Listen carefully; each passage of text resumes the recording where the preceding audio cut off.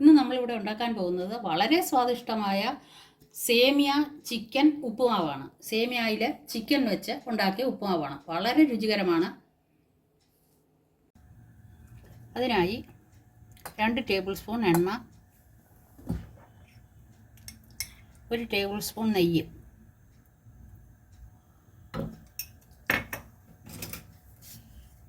എന്നിവ ഒഴിക്കുക. ഇത് സേമിയ വറക്കുന്നതിന് വേണ്ടിയാണ്. ഞാനിവിടെ 1 കപ്പ് സേമിയാണ് എടുത്തിരിക്കുന്നത്.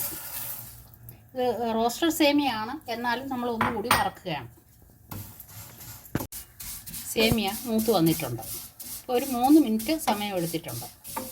ഇനി നമുക്ക് ഇത് ഓഫ് ചെയ്യാം. ഒരു 200 ഗ്രാം ചിക്കൻ എടുത്തിട്ടുണ്ട്.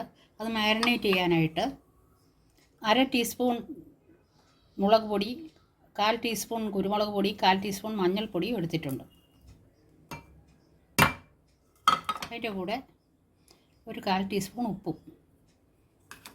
ഇത് നല്ലവണ്ണം ഇളക്കി യോജിപ്പിച്ച് വയ്ക്കാം. 10-15 മിനിറ്റ് നേരം ഇരുന്നതിന് ശേഷം ഇത് വറുത്തെടുക്കാം. നമ്മൾ സേമിയ വേവിക്കുന്നതിനായി വെള്ളം വെച്ച് അത് തിളച്ചിട്ടുണ്ട്. അതിലേക്ക് വറുത്ത് വെച്ചിരിക്കുന്ന സേമിയ ഇടാം. അടച്ചു വെച്ച് വേവിക്കാം.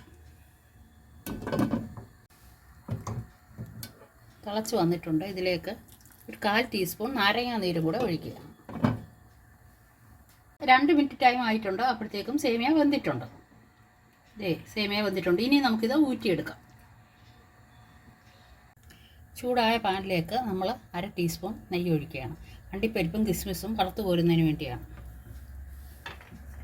ഇതിലേക്ക് കുറച്ച് അണ്ടിപ്പരിപ്പിട്ട് ഒന്ന് വറുത്ത് കഴിയുമ്പോൾ കിസ്മിസ് ഇടാം. കുറച്ച് കിസ്മിസ് ഇടുകയാണ്. അണ്ടിപ്പരിപ്പും കിസ്മിസും മൂത്ത് വന്നിട്ടുണ്ട്. നമുക്ക് പാത്രത്തിലേക്ക് മാറ്റാം. ഈ പാനിലേക്ക് തന്നെ കുറച്ച് എണ്ണയും കൂടി ഒഴിച്ച് ചിക്കൻ വറുക്കാനായിട്ട് പോവുകയാണ്. നമ്മൾ അരച്ച് വരട്ടി വെച്ചിരിക്കുന്ന ചിക്കൻ ഇതിലേക്ക് ഇടുക. ചിക്കൻ ഒരുവിധം വറന്നു വന്നിട്ടുണ്ട്. നമുക്കിതൊരു പാത്രത്തിലേക്ക് കോരിയെടുക്കാം. അതേ പാനിൽ അതേ എണ്ണയിൽ തന്നെ കുറച്ച് കടുക് ഇടുക. കടുക് പൊട്ടി തുടങ്ങിയിട്ടുണ്ട്. അതിലേക്ക് ഒരു 20 ഉള്ളിയോളം ഇടുക.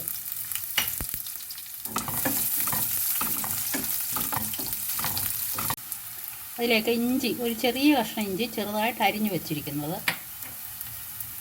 ഒരു പച്ചമുളക് അതും ചെറുതായിട്ട് അരിഞ്ഞു വെച്ചിരിക്കുന്നതാണ്, ഒരു ക്യാരറ്റ് ചെറുതായിട്ട് അരിഞ്ഞു വെച്ചിരിക്കുന്നത്,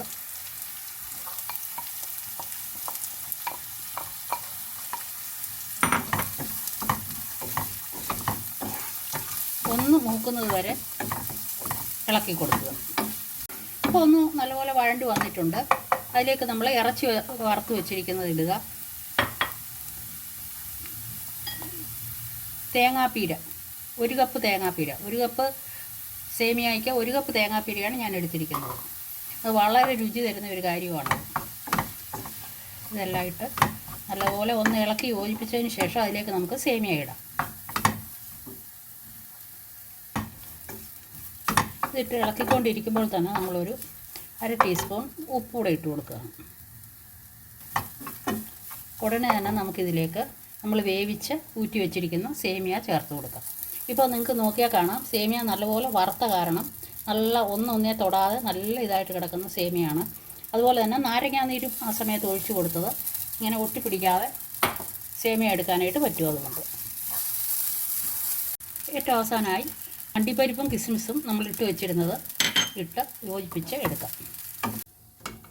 നമ്മുടെ രുചികരമായ ചിക്കൻ സേമിയ ഉപ്പുമാവ് റെഡിയായിരിക്കുകയാണ്. നമുക്കത് സെറ്റ് ചെയ്യുന്നതിനകത്ത് പാത്രത്തിലേക്ക് മാറ്റാം.